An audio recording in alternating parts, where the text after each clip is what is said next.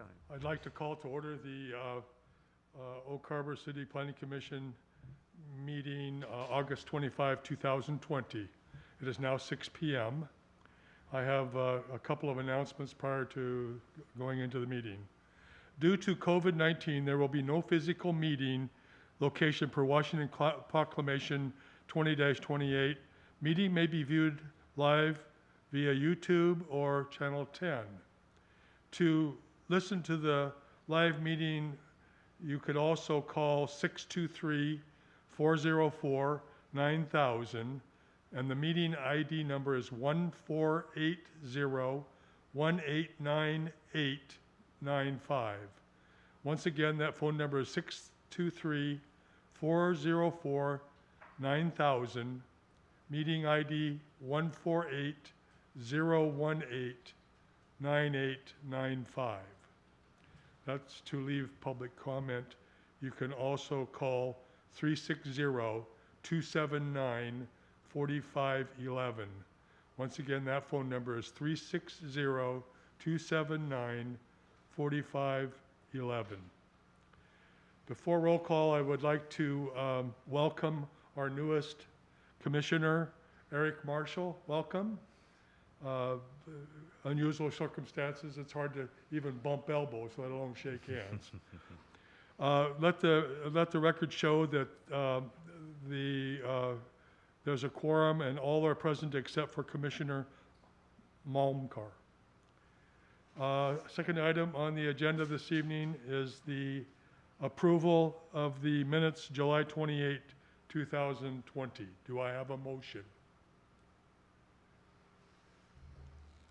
I move to approve the meeting minutes for July 28th as presented. I have a motion, a second.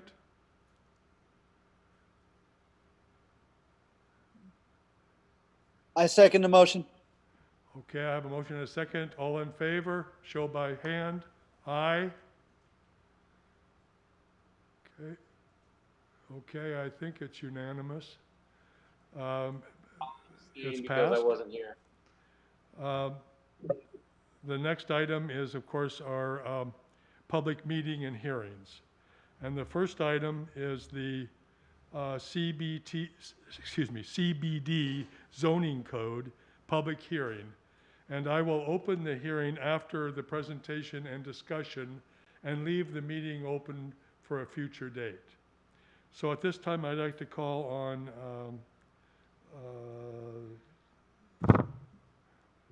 Dennis. Ray Lindenberg. Who is it? Ray Lindenberg. How come it says, oh, I see. Sorry, Ray. That's quite all right. Dennis, Thank you, the Mr. fever's Chair. Okay. Can you all hear me okay? Yes. Okay. I'm going to do a fairly brief presentation this evening. You all have a copy of the draft as we have it as of right now. These are reflecting some of the comments and concerns of the Planning Commission and City Council. And then what we'll do is, like you mentioned, is leave that hearing open for a future date so we can go through some process items with CIPA and notification to the state and things like that. So with that out of the way, I'm going to go ahead and share my presentation on the screen here. And if everybody can see that okay, I'll go ahead and move forward. What we have is a basic outline here of what the background is. And so we talked previously about the clarification and simplification of some of our zoning regulations that was triggered by recent project proposals and a request by the Main Street Association to take a look at some of the code requirements within the CBD.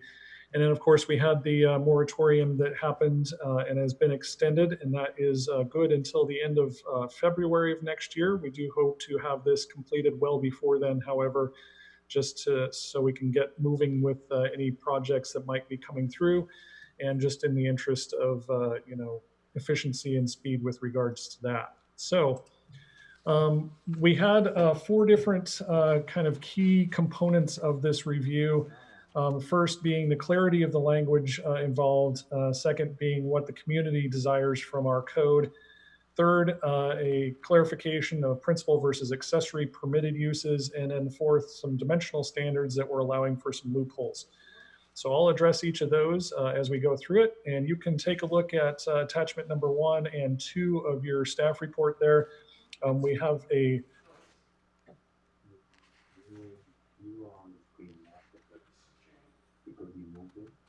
Oh, okay, hold on. CAC just told me my presentation wasn't on the screen, so I will change that. Just a minute. Was it not? All right. Is the presentation showing up now? It wasn't there, but it was there. Okay. I saw it in the first place. It's up now. I don't know if anybody else can see it, but I see it fine. Yeah, Okay. I see it, Ray. Okay, thank you.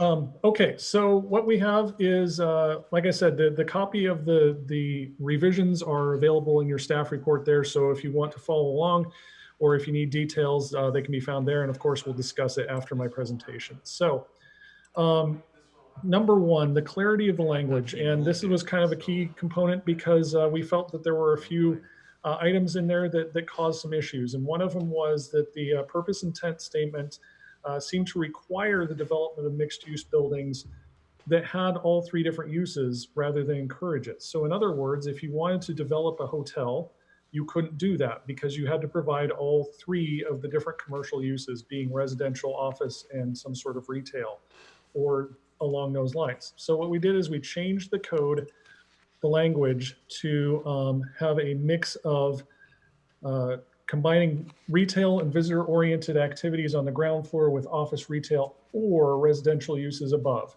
And then we struck our required section. The other thing we did in there was we added active facades at the street level on Pioneer Way are required, and then pedestrian-oriented development is encouraged throughout the district. And I'll talk about active facades in just a moment as well. Second thing that we did with regard to clarity was to revise the permitted use list. We had over 60 uses that were listed in there. A lot of them were duplicates or very similar to each other, and then also duplicated in other code sections in other zone districts, which creates issues. And we'll be going through those other zone districts and cleaning that up as well. This is kind of a kickoff to an overall larger project, honestly, that will hopefully take care of some of these kind of clarity issues throughout the code. And so what we have is a new use list that is 18 items long. We have some new components in there. We include something called retail sales minor, retail service minor, and retail workshop. And I'll discuss those in just a minute. But what we did is we combined it down, made it a lot simpler. Instead of having a separate item for bars and taverns and cocktail lounges, we put them all in one. We don't need to have a whole bunch of different definitions for bars and taverns and cocktail lounges because they weren't in the code anyway. So we're trying to make things simpler, easier to use, and less open to interpretation, which has caused us some issues in the past. The new definitions and use categories, I touched on that just a little bit, but here they are. Those are also attached to your staff report in attachment number 3. Active facade, which I touched on before, is kind of a key component of what we want to see in the downtown area. Instead of saying, that you have to have a retail use, we're going to say you have to have an active facade, and that active facade is defined here. A building that features transparent windows, doors, or similar structures that allows a view into a retail store or service, restaurant or pub, or publicly accessed lobby area of offices, recreational, civic, or government facilities, and is utilized on a daily basis. So what this does is it gives us the ability to say, hey, we want to see activity on the street level. Whether that activity is in a restaurant or a retail business or in a coffee shop or a hair salon or whatever it is, we want to see that activity. Instead of prescribing specific uses on the first floor, we prescribe the way the use appears, and that is more of a kind of form-based code approach rather than having prescriptive use lists. And that's how we are able to go from 60 uses down to 18 as well. Second one there, as I mentioned before, we didn't have any separate definitions for what a bar was or a tavern or cocktail lounge, so we included that in there. We do have a use showing for a conference center, but we didn't have a definition of what a conference center was. That's problematic. A couple of the new ones there: retail sales minor, a commercial enterprise that provides goods directly to the customer. And we make the distinction of a major versus minor by the square footage. We don't want to have a Home Depot built on Pioneer Way. So we say less than 12,000 square feet. That way we can still have a good sized retail store, but not a huge retail store that's going to suck all of the energy out of a small area. We have retail sales major.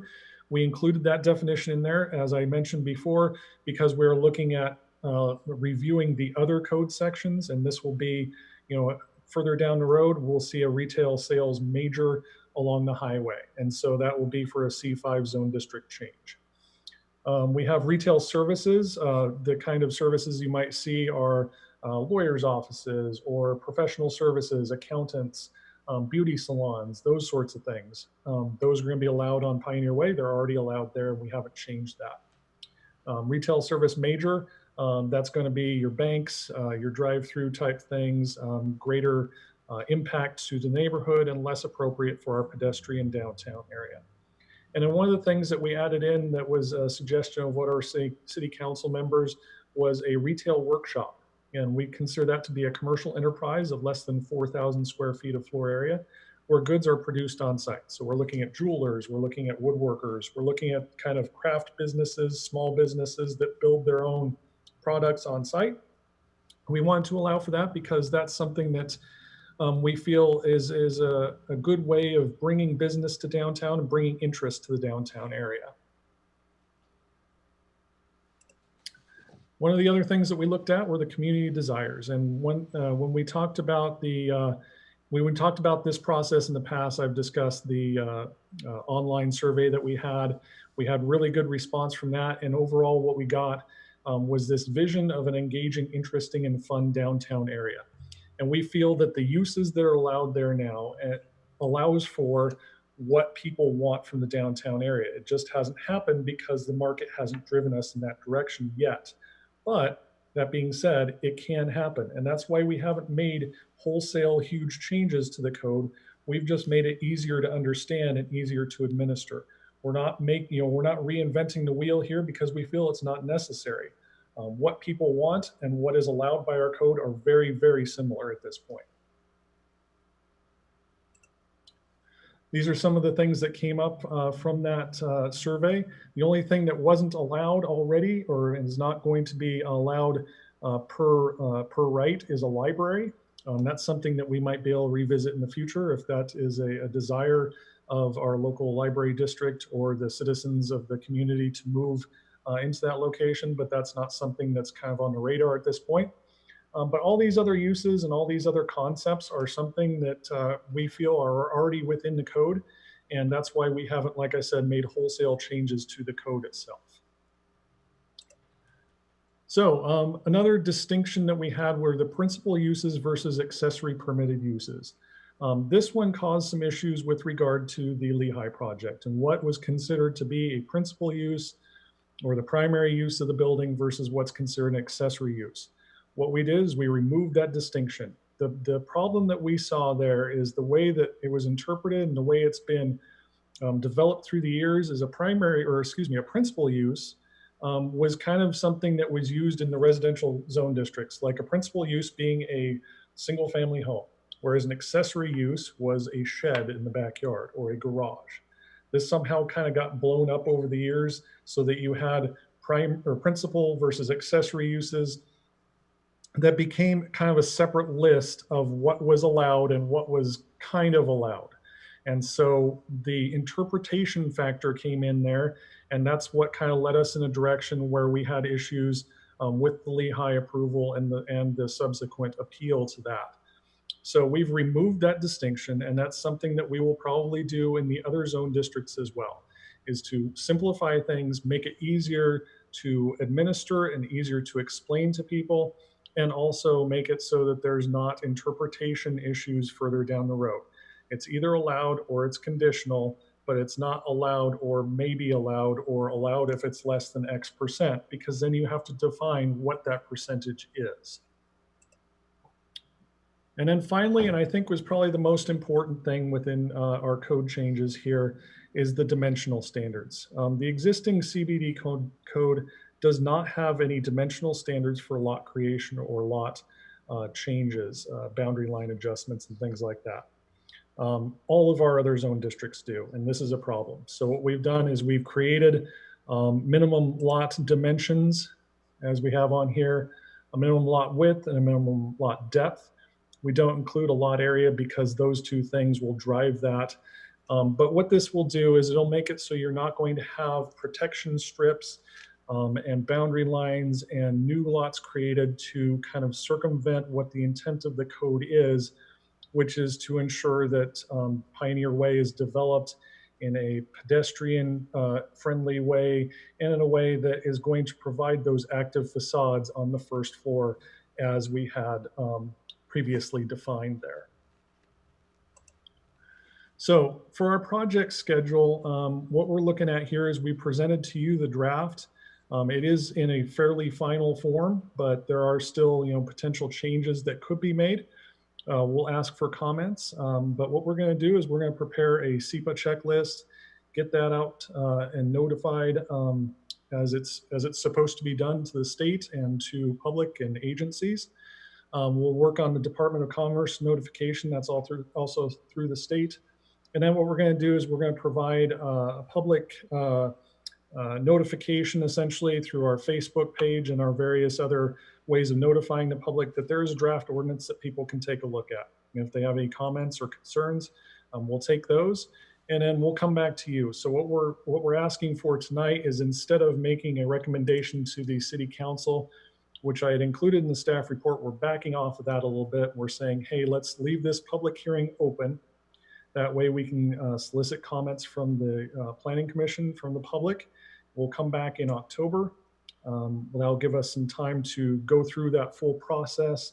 And then we'll get a recommendation, hopefully at that time, that we can forward on to the city council, have this thing wrapped up hopefully in November. So with that said, if you have any questions or comments, I'm happy to discuss that with you now.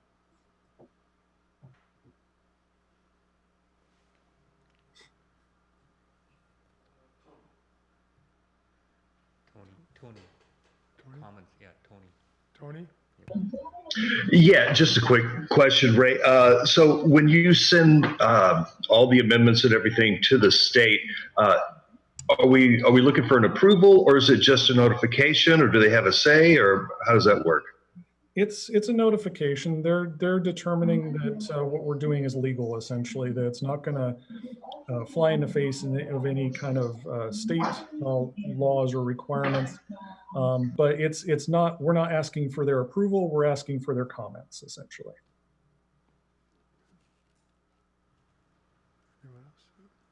And I can just add to that. The CIP checklist is basically a review process that allows agencies to provide input. So, for example, if we were doing a project close to Highway 20, the state would want to know about what's going on. So that's kind of just to catch it. But here in downtown, I don't think the state agencies will have a lot of say, but we just got to go through the process and do the notification. Sure, thanks. Okay.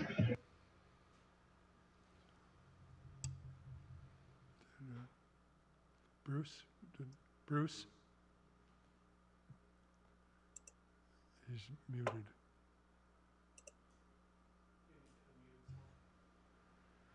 I think you're muted, Bruce.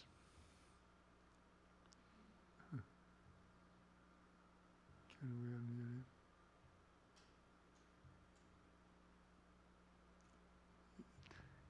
May take a second. Bruce, you're still muted. Oh, there you go. He's Oh. good. Okay. Mr. Lindbergh, under the permitted use, can you hear me now? Yes, Yes. I can hear you. You open it up, bars, taverns, and cocktail lounges. In the past, that was always a conditional use, wasn't it? No, it's listed as a permitted use in our current zoning code. The distinction was when they had a nightclub or a dance hall, those sorts of things. Those were under a different level of review, and that has recently been changed. I think Kat can probably comment on that better than I can, but that was changed to a different level of review. But they're not permitted uses, but a bar is. Yeah, I So think there, the nightclubs, and Ray is correct if I may add, the nightclubs are a different license requirement, and so they are reviewed through a city council approval process, I believe. so what is to stop 3 bars or up on Pioneer Way? There's not. And to be perfectly honest, there's not anything that doesn't, that says you can't have multiple bars or multiple hair salons or anything of that sort. We don't have that control in there. Okay, then let's take it a step further, if I might. Another permitted use would be nail salons and beauty parlors. We all know that there's a big problem down on Pioneer Way below the CBD area with the nail salons utilizing all the parking spaces. Those are the kind of concerns that bother me, because most of the customers all come with a car, and if you have a nail salon or both, hair and nail, and they have 5 chairs or 10 chairs, and everybody comes in an individual car, you've utilized all the parking, or a large number of the parking. I'm just thinking for the future. Yeah, and the parking issue has come up, and it's something that's not really addressed in our zoning code.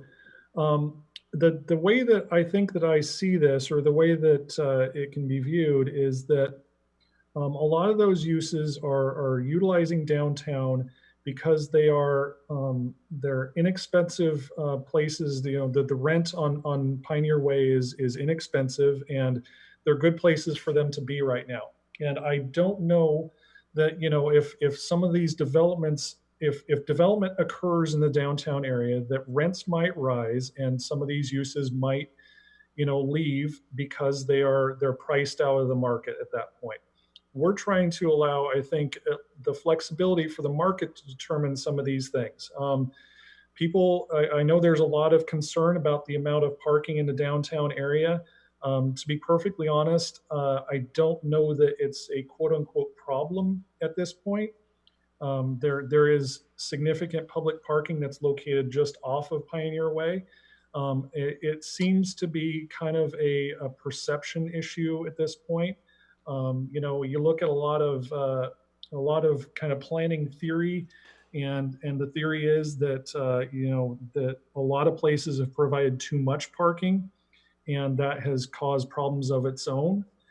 So we're kind of walking a thin line there of overreach as far as how much do we want to regulate. If we have multiple hair salons or multiple whatever uses that use kind of outsize ratios of parking, whether or not we're going to go in and start kind of cherry picking and saying these uses aren't allowed because of. So it's a thin line to walk for sure.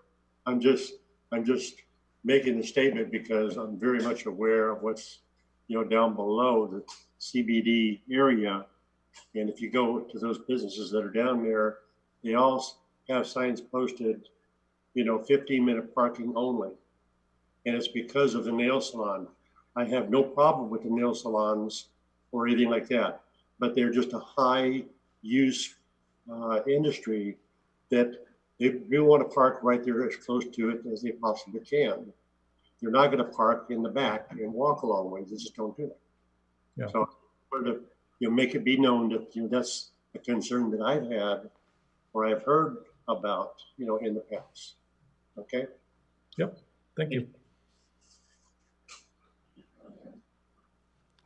Any other comments, commissioners?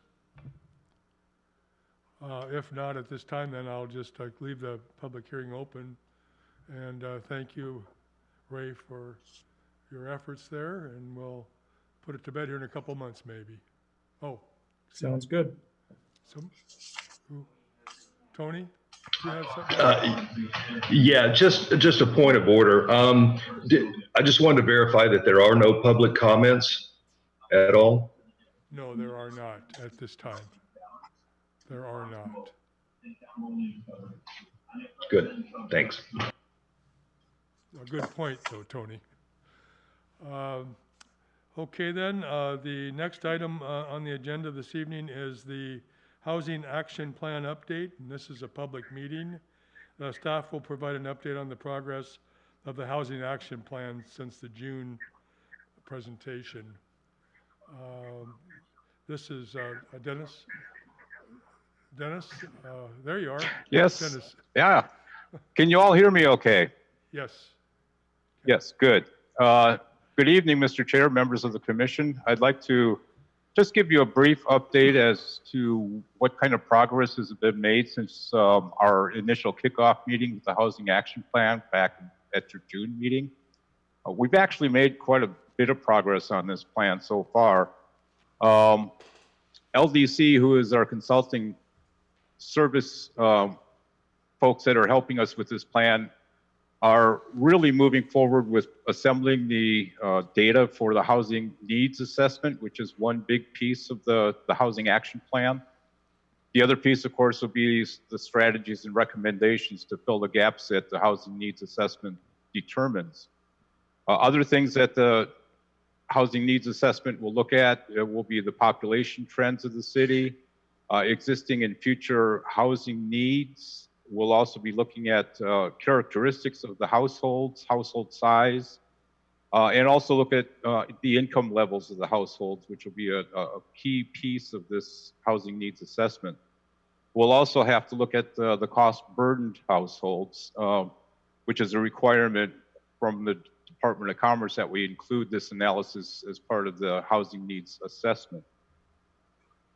We expect this housing needs assessment to be ready for Planning Commission review probably this fall sometime. I'm thinking we have scheduled October as a discussion and presentation of the housing needs assessment. So we should have that to you probably in a couple of months.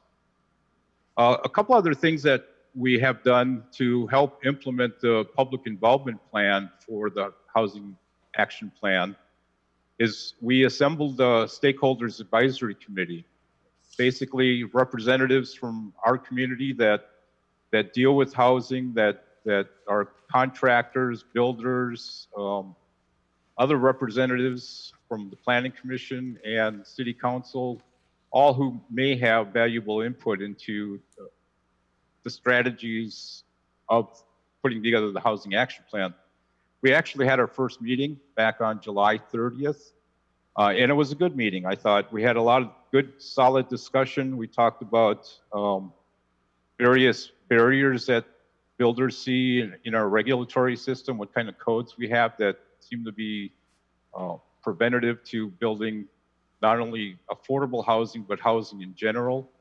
We had a discussion on where their views of geographically where they think housing market could grow in the city of Oak Harbor. And it was a good discussion, and I want to send out kudos to your fellow commissioner, Amy, who was part of this stakeholders advisory committee. She provided some very good input. We are looking at a second stakeholders advisory committee. Once the housing needs assessment is rolled out, they will have an opportunity to review that. We'll probably have that prior to your review of this HNA, so we can incorporate and bring forth the comments of the stakeholders group. Another key piece that we have up and running now is actually the presence on a web page that shows basically all the information that we've prepared to date, as well as future meeting dates and the schedule. And I'd like to see if I can be technically savvy here and share my screen and show you how to access this.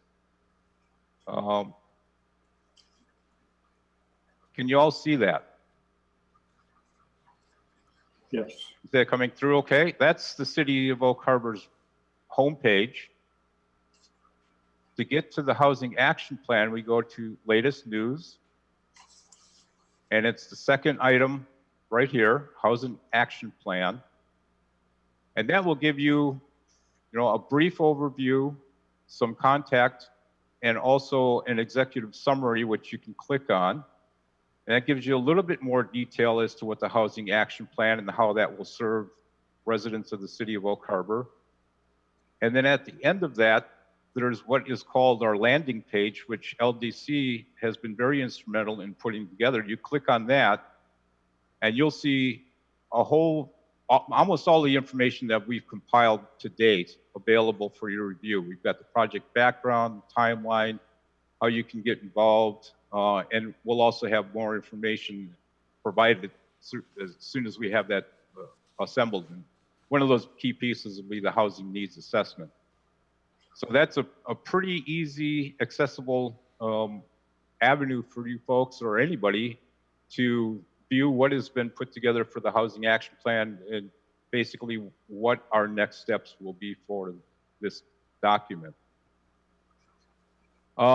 With that, I anticipate, like I say, coming back to you this fall with our housing needs assessment and have a discussion. And I'm anticipating a presentation by LDC so that they can walk you through exactly what the housing needs assessment is and will be for our housing action plan. That does conclude my presentation on that. Kat, you've been involved in every step of the way here. Would you like to add something to that?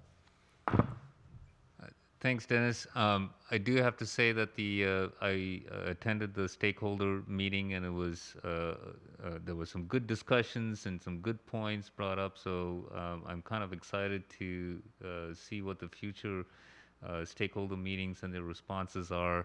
And the housing needs assessment will be really telling, I think, for us as a community to try and get a grasp of our housing situation, and income levels, and where the gap is. That's the key we'll be trying to find out through the needs analysis. So it'll be exciting moving forward in the next couple months. So with that, are there any questions that we could answer for you? Tony? Tony? Yeah, Dennis, thanks so much for that. And it is a worthwhile endeavor, absolutely. And I'm looking at the stakeholders, and I know most of these people, not the builders so much, but I would highly, highly recommend the North Puget Sound Association of Realtors for the last 3 years has had an affordable housing committee. They've worked with the mayor, your planning department with Steve, worked with the county commissioners and their planning people, all in an effort to do these assessments and everything. And I would highly recommend getting a member of that Association of Realtors committee on this task force or stakeholder roster. All right, thank you. I will reach out to them. Thank you. Any other comments, questions, suggestions? Thank you, Dennis, and I guess you're on for the next item, which is a Shoreline Master Plan update. I'll let you go with that, Mr. Weber. All right, thank you, Mr. Chair. And again, I just wanted to take an opportunity tonight to keep you involved and keep you updated as to where we are with this periodic review for our Shoreline Master Program. It is a required periodic review by the state, Department of Ecology specifically. As I've mentioned in the past, it's not quite as intensive as the effort that we engaged in between the years 2011 and 2013. That was a very comprehensive update to our Shoreline Master Program. This is to look at that plan and revise it according to some of the parameters that have been set up by the state. I have shared with you at past meetings what those parameters are. I have them also identified in your staff report.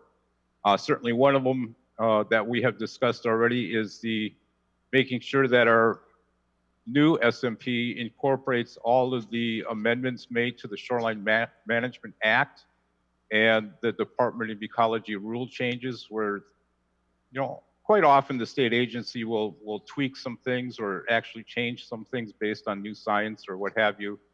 We need to address those in our Shoreline Master Program periodic review to make sure that we're consistent with those updates. The other piece that's required is, and I also shared with you, I think at the last meeting, was the list of local and regional planning documents that we need to make sure that we're consistent with, all the way from the comprehensive plan down to a lot of the environmental documents that have been prepared by the county. The list, I think, extended to about 16 documents that we looked at to make sure that we are conformant with those. There were some areas that I will be making recommendations to amend based on those plans, which have been prepared basically since our 2013 Shoreline Master Program. The other area that we needed to ensure consistency with are the development regulations that we've prepared since the 2013 document, which actually have been quite a handful. We've had the critical areas ordinance, we've had the low impact development set of regulations incorporated. We also did some changing to our flood prevention ordinance, as well as some other minor amendments that we needed to take a look at to make sure that we were in conformance. The third item that's required that we take a look at is new information and updated information. That piece is still in progress. We are working with Coastal Geologic Services, as I've mentioned in the past, to look at the residential bluff conservancy zone to make sure that we are addressing the environmental and property owner needs properly in both the SMP and our development regulations. They are currently working on that process. I expect some results from them again this fall sometime. And there's a couple other areas that I want to at least address to some degree, and that would be sea level rise. We definitely need to take a look at it, whether it's a no impact, a minor impact, or if we really need to create some strategies to address the SLR in the city of Oak Harbor. So that's the third requirement. And I think I mentioned to you also that we're preparing a document that shows just the minor errors and typographical errors that have I've noticed in the 2013 document. So I'm keeping track of those separately. I am also going to address the attachment that was in your packet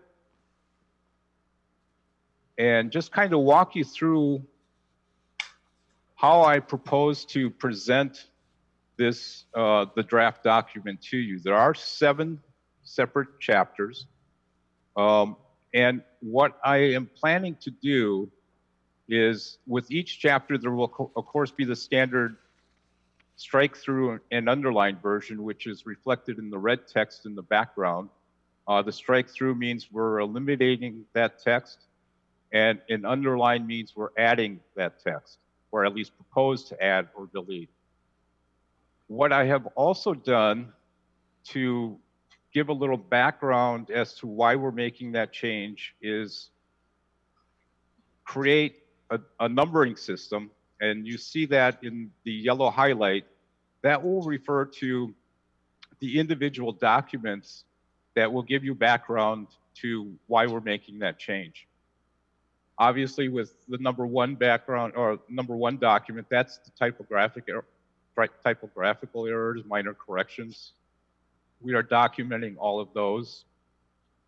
The number 3 refers to our consistency review and how that evolved into an amendment to this plan. The number 2 after this is the reference to the CIP, the Department of Ecology checklist. That's the number 2. And then they had broken down by year which amendment they're looking at. And that's basically when the amendment was had occurred, was in 2017. So I referenced the document 2. and then the checklist itself. And finally, document 4 will reflect changing circumstances, new information, and improved data. So my thought is to provide you with all 7 chapters, unless I hear otherwise that we want to take it, kind of a piecemeal approach, but then also provide these 4 separate supplementary documents that go into more detail as to why we're making the change. That is my intended presentation for this evening. Just to kind of give you some preparation as to how we're going to be approaching the review of this draft document this fall.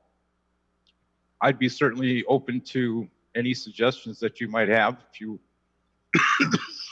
excuse me, want to look at multiple chapters at a time, we can do that. Or if you want to look at all 7, so you can kind of get the contextual nature of the document, we can do that as well. So I am open for any questions or comments that you might have. Let's see, any comments, questions, suggestions? Well, Dennis, I think you can just do as you think best as far as I appreciate that. My intent is to actually come with the full 7 chapters. I think it'd be an easier read, not broken up by a full month. I think that would be the best way to approach it. Okay. Sounds like a real plan. All right. Any other comment about the shoreline? No? Okay, and then our last item this evening is also a public meeting. It's the 2020 Comprehensive Plan Amendments, and staff will provide an update on the amendments that include the Housing Action Plan, Capital Improvement Plan, and the Harbor Heights Land Use Change. And Kamak is going to present this. Thank you. This is just a quick update. As I've listed in my report, the Housing Action Plan is part of our comprehensive plan update, so we're working on that. Capital Improvements Plan, I'll probably have at your next meeting likelihood of digging into some of the technical information. We'll look at spreadsheets regarding schedule and projects that are moving forward. Currently, we're still in internal discussions with the budget cycle starting, so I don't have any information to share with you at this moment, but we will start to see some material at the next meeting. For the land use change for Harbor Heights, we will be sending out a postcard probably either next week or in the next couple weeks to all the people that are surrounding the property up there by Gun Club Road. And so that will initiate them to provide any comments on the land use change. It'll also have some public hearing dates here with the Planning Commission and the City Council. So that notice is going to be out. We are also working with our Public Information Officer, Sabrina Combs, to get information out on the web. And so when I have that information all ready to go, we'll share that with the Planning Commission as well, and it'll be on the website. The joint planning area is also something that's included in our kind of docket to track. It's not necessarily our comprehensive plan amendment, but we are going to be following that with the Island County.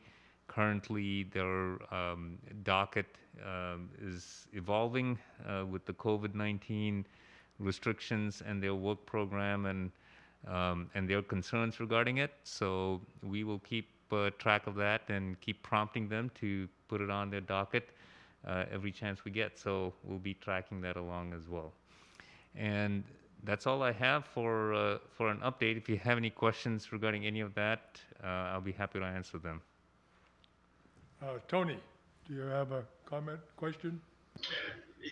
Yeah, Glenn. So just for some of our newer members and maybe someone out there that's listening that doesn't remember, hasn't heard what the Harbor Heights land use is going to be, Kat, could you remind us? Yes, thank you. That's a great question. So the current land use of the property, it's about 75 acres or so, is designated for planned industrial park. It's actually industrially designated, and we are changing it to public facilities so that it can accommodate the park.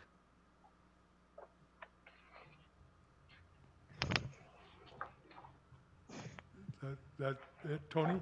That, Did that cover it, or did you need more information on that? Nope, that's it. That's Yeah. it. Thank So you. but Kat, I do appreciate want it. to the park planning process of actually developing the Harbor Heights as a park is happening in parallel to our land use change, and so we'll be notifying people. We'll have a stakeholder meeting, a group there that will provide input to the actual design and how the first phase gets on. So. This is just the land use change. We have to do this prior to building a park there. So we're going to try and keep all this information separate for the public. And that's why the website and working with our public information officer is really critical with that. So we're coordinating with them. Hopefully we can kind of keep that all lined up for the public. Great. Thanks, Kat. okay. Any other questions for CAC? Before I close the meeting, Sarah, have we gotten any calls? Have you checked recently? Good. So not having gotten any input from the public this evening and having reached the end of our agenda, I'd like to announce that our next meeting, Tony? Blaine, excuse me, Blaine. I wasn't trying to interrupt your comments there. Apologize. I just want to thank Kat Kamak for filling in for his leadership and for filling in for a number of months here as the interim development services director. And we have a new director coming on board next month that will be here. But I certainly thank Kat for his leadership and helping keep continuity here during this time where we didn't have a full-time director. So thank you so much, Kat. I second that. And I did owe that also, CAC. Very much so. Thank you. Good job. So the next meeting is going to be 6 p.m. on Tuesday, September 22nd. That's early in the month. And we will have a new director on board at that time, I believe. There being no further business, meeting is adjourned.